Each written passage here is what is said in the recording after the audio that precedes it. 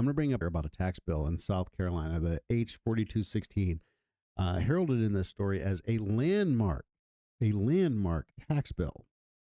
Income tax reform bill that incorporates many of the recommendations long advanced by the South Carolina Policy Council and other free market voices. I want to just emphasize the free market voices in this. With bipartisan recognition that the state's current progressive income tax structure is outdated and burdensome, this reform is the strongest sign yet that South Carolina is serious about eliminating the income tax. Now, I'm libertarian. Taxation is theft. Why am I not super excited about the idea of South Carolina eliminating the income tax? This is great news. Or is it? You see, people who pay attention to what's going on in the South Carolina legislature know one thing for sure based on the last legislative session, and that is that the South Carolina government, the legislators, our representatives who tout their Trumpian support or their support for Doge, their small government credentials, their idea of liberty, have no intention whatsoever of reducing the size and scope of government. And as a result, they have no intention and no desire to reduce the government's demand for revenue. So what does this mean? How can we eliminate the income tax? How can we even be on a path to eliminating the income tax if we're not on a path to at least significantly reducing the government's demand for revenue, which clearly the state has no desire to do? Well, the answer is we have to transfer that revenue stream somewhere else. We have to figure out another way to get money into government pockets, another way to extract wealth from the private sector and transfer it to the government other than the income tax. And I want you to think about this. If you live in South Carolina, I want you to think about this in the scope in a global perspective, and then we're going to take it down to the state level. But from a global perspective, we've all heard the World Economic Forum, it's not a secret anymore, say things like, you'll own nothing and be happy. The World Economic Forum, the global elite in this, it's not a secret, this isn't a conspiracy theory. So when I say the global elite, this isn't some, tinfoil hat conspiracy anymore. This is public knowledge. Go to their website.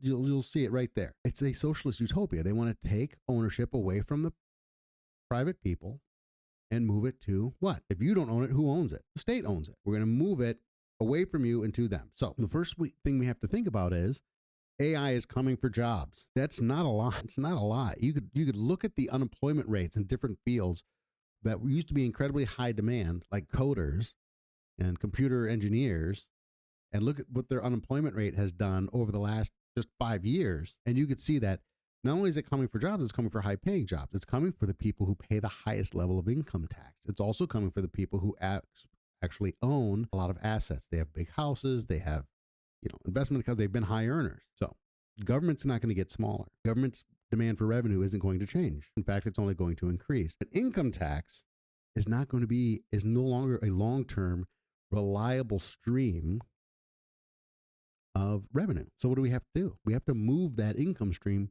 to something else. Now you hear the Democrats talking about it. I'm going to take this down to a national scale, from a global scale to a national scale. You hear the Democrats talking about a wealth tax, and you see the Democrats run on a platform purely of jealousy. He has more, he has too much. His wealth is the reason for your poverty, which is completely false. That's a ton of false economic ideas, right? But that's what we're being sold. And there is this intergenerational disdain. Oh, the boomers destroyed the economy. The old people have all the assets. These guys, these corporate titans are rich. We're in a new gilded age. There's a lot of this fomenting of jealousy. That's very important because jealousy is an emotion that leads to, for lack of better words, stupid decision making. So now I want you to think back, a little quick history lesson on the income tax. When we first passed the income tax, and a lot of people already know this, it was on like the top 1% of income earners, and it was on a tiny portion of their overall earnings, right? So it was a very small little tax, 1% of the 1%, something along those lines. So it was very easy to pass the income tax back then because look at how rich these people, the story was the same.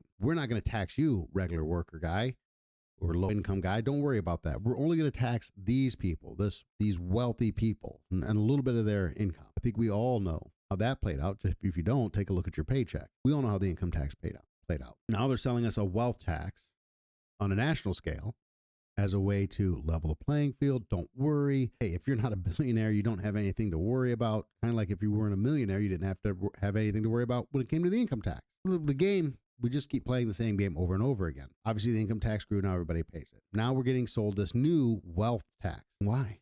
Why are we being sold a wealth tax? There's not that much wealth there. The numbers don't hold up. You can confiscate all the billionaire wealth in the United States. You're going to fund the government for something somewhere in the vicinity of 6 or 7 months. If you take all of that money, the wealth tax isn't truly a beneficial tax. What's beneficial about a wealth tax is getting your foot in the door and saying, now I can tax things that people own. As the AI revolution reduces the necessity of labor and government continues to need revenue, we have to transfer taxes from the things you do to the things that you own. The wealth tax is the back door to making that happen. Now, down to South Carolina, why does this matter? Like I said earlier, the South Carolina legislature has shown no desire to make government smaller and has shown no desire to reduce revenue. They want to continue to grow government. They want to hire more people. They want to spend more money. Right now, it's great. We have the surplus. Our economy is growing. People are moving here. That's not going to be the case forever. And if there's one thing we know from experience, is that even when there's an economic downturn and tax revenues fall, government doesn't shrink. They just figure out a new way to increase their revenues.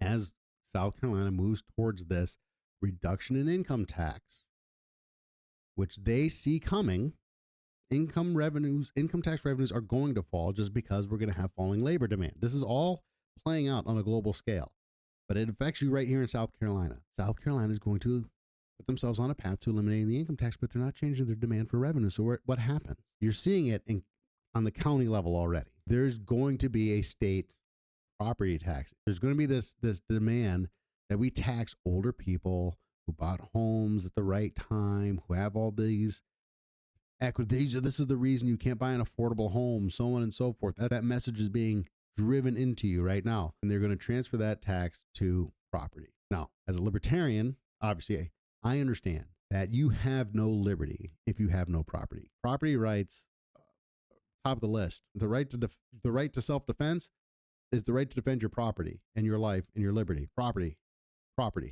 right? We need a constitutional amendment in South Carolina that says the government cannot foreclose on your property, take possession of your property because of a tax bill. Right now, if I don't pay my property taxes, the state of South Carolina kick my door down and take my house. That is unacceptable. And the fact of the matter is, this is coming down the pipeline. This is the long-term plan. We're replacing a revenue stream. You have to replace it. And the only thing we're going to replace it from taxing things that you do, which is purchases, work, consumption, and productivity. Those are the two things we tax predominantly right now. And we're going to transfer those taxes to things that you own. And we're going to start taxing the fact that you have acquired wealth. And that is a transfer of private wealth to the public sector. That is, on a global scale, when we go back to the World Economic Forum, on a global scale, that is the transfer of the means of production to the state. That is the transfer of private property to the state. That is the path that we are on. And if we allow government to continue to grow, I don't care what kind of tax policy they're talking about. I don't care about a lower corporate tax rate. I don't care about a lower income tax rate. I don't care about any of that. I care whether or not the revenue stream, the demand for revenue, stays the same. Because if it does, then you can draw a very straight line from taxing the things that you do to taxing the things that you own.